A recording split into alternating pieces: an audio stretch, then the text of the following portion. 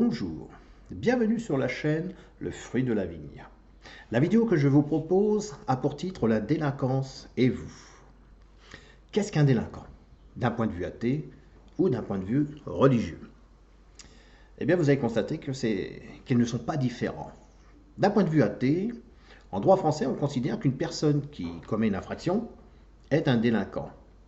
Question, est-ce que vous, en tant que personne, vous n'avez jamais commis d'infraction? Par exemple, traversez-vous toujours sur les passages protégés?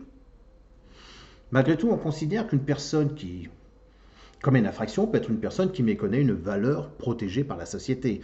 J'entends par méconnaître une valeur, ne pas apprécier cette valeur à sa juste valeur. Deux mots sont à retenir, valeur, société. D'un point de vue religieux, on considère qu'une personne qui commet un péché a transgressé une loi. D'ailleurs, dans la première lettre de Jean, chapitre 3, verset 4, je cite « Quiconque pêche transgresse la loi, et le péché est la transgression de la loi. » L'apôtre Paul nous dit également dans sa lettre aux Romains, chapitre 5, verset 13, « Car jusqu'à la loi, le péché était dans le monde.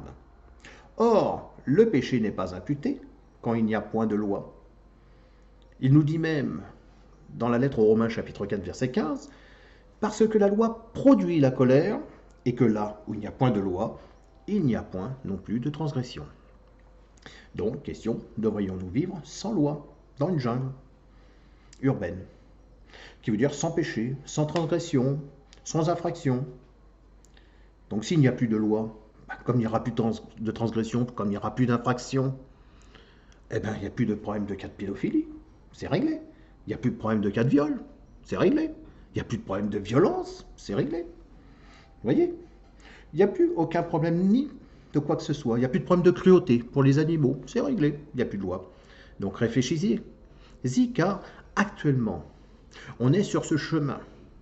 On accuse tous les gouvernements qui se sont succédés de tous les maux, qu'ils ne font pas leur part des choses. Mais vous, est-ce que vous faites votre part? Traversez-vous sur le passage protégé? D'un point de vue athée ou d'un point de vue religieux, la société a besoin de la solidarité de ses citoyens.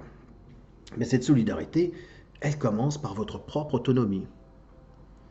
Pour être autonome, il vous faut être autodéterminé pour parler de l'origine de votre propre comportement. C'est-à-dire que la loi morale devrait être supérieure à l'amour que nous portons sur la loi comme un don de soi intégral dans le respect de cette loi morale. Cette loi morale est commune, mais devra à son tour ne pas être définitive. Pourquoi ne pas être définitive?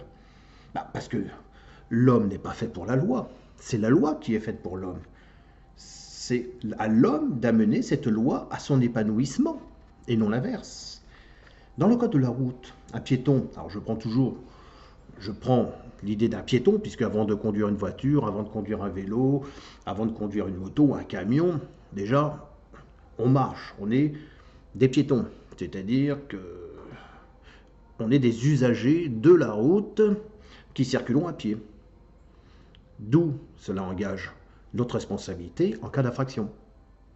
Le piéton doit respecter la priorité inhérente aux feux de priorité lorsqu'ils existent. J'ai une figurine rouge, je m'arrête, j'ai une figurine verte, je passe. Donc, pour conclure, pour un athée, vous êtes un délinquant.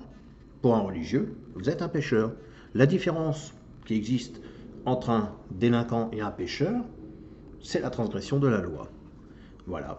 Eh bien, je vous remercie et je vous souhaite une bonne soirée et à une prochaine vidéo.